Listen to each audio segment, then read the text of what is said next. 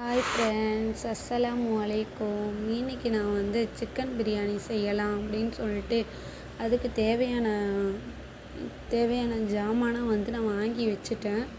இப்போ எலுமிச்சைப்பழம், தயிர், இஞ்சி பூண்டு பேஸ்ட்டு, அதுக்கப்புறம் கோழி 1 கிலோ எடுத்திருக்கேன். அதுக்கப்புறம் அரிசி ஒரு 5 கப்பு மாதிரி அரிசி எடுத்திருக்கேன்.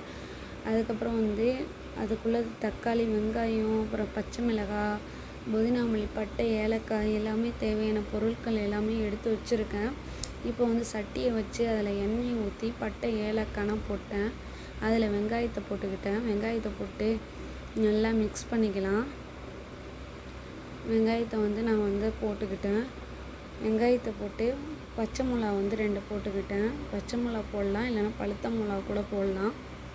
நான் பச்சை மிளகா போட்டேன். இப்போ நல்லா மிக்ஸ் பண்ணிக்கலாம். அது பொன்னிறமாக ஆகிற வரைக்கும் நல்லா மிக்ஸ் பண்ணிக்கலாம். நல்லா பொன்னிறமாக ஆகணும். அதனால் நல்லா நான் வதக்கிக்கிறேன். நல்லா வதக்கிட்டு இப்போ நான் ஒரு அரிசி நான் வேக வச்சுருக்கேன். ஒரு அரை வேக்காடு மாதிரி வேகணும். இப்போ நான் தக்காளி போட்டுக்கிட்டேன். வெங்காயம் வதங்கிடுச்சு. அதனால் நான் தக்காளி போட்டுக்கிட்டேன். புதினா, மல்லி போட்டு நல்லா வதக்கிக்கிட்டேன். இப்போ இஞ்சி பூண்டு சேர்த்துக்கிட்டேன். ஒரு 1.5 ஸ்பூன் மாதிரி சேர்த்துக்கிட்டேன். அதை நல்லா வதக்கிட்டு இப்போ தயிர் சேர்த்துக்கலாம். தயிர் சேர்த்துக்கிட்டேன். 2 ஸ்பூன் மாதிரி தயிர் சேர்த்துக்கிட்டேன். அதை நல்லா மிக்ஸ் பண்ணிக்கிட்டேன். இப்போ மசாலா பொருள் சேர்க்கணும். மசாலா பொருள் சேர்த்துடலாம். கறி மசாலா 2 ஸ்பூனு, அதுக்கப்புறம் மிளகாத்தூள் 1 ஸ்பூனு, அப்புறம் மஞ்சத்தூள் ஒரு அரை ஸ்பூனு, அப்புறம் உப்பு தேவையான அளவு உப்பு போட்டுக்கலாம். போட்டுக்கிட்டு நல்லா அதை அடி பிடிக்காமல் ஒரு அரை கப்பு தண்ணி ஊற்றி நல்லா மிக்ஸ் பண்ணிக்கலாம். நல்லா மிக்ஸ் பண்ணிக்கிட்டு இதில் கோழி எடுத்து போடலாம். ஏன்னா அது மசாலாவோட நல்லா கோழி மிக்ஸ் ஆகணும். அதனால் நான் கோழியை தூக்கி அதில் மசாலாவில் போட்டாச்சு.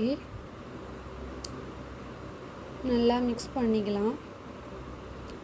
இப்போ நான் அதுக்கு தேவையான அளவு நான் தண்ணி ஊற்ற போகிறேன். நான் 5 கப்பு மாதிரி அரிசி எடுத்துருக்கறனால நான் 10 கப்பு தண்ணி ஊற்ற போகிறேன். 10 கப்பு மாதிரி தண்ணி ஊற்றினா கரெக்டாக இருக்கும். ஏன்னா நான் 5 கப்பு எடுத்துருக்கறனால சரிசமமாக 10 கப்பு மாதிரி நான் தண்ணி ஊற்றுறேன். தண்ணி ஊற்றி நல்லா மிக்ஸ் பண்ணி அதில் உப்பு எல்லாம் கரெக்டாக இருக்குன்னு பார்த்துட்டு எலுமிச்சை பழம் வச்சுருந்தோம்ல அதோட சாறை ஊற்றிக்கலாம். சாறை ஊற்றிட்டு இப்போ அரிசியை போட்டாச்சு. இப்போ நல்லா வேகணும். வெந்துட்டு பாருங்கள், நல்லா வெந்துருச்சு. இதை தம் போட்டிருக்கேன். தம் போட்டு நல்லா வெந்துருச்சு. சாப்பாடு ரொம்ப சூப்பராக இருக்குது. நல்லா சோறு நல்லா வெந்துருச்சு. அதை நம்ம கிளறி விடணும்.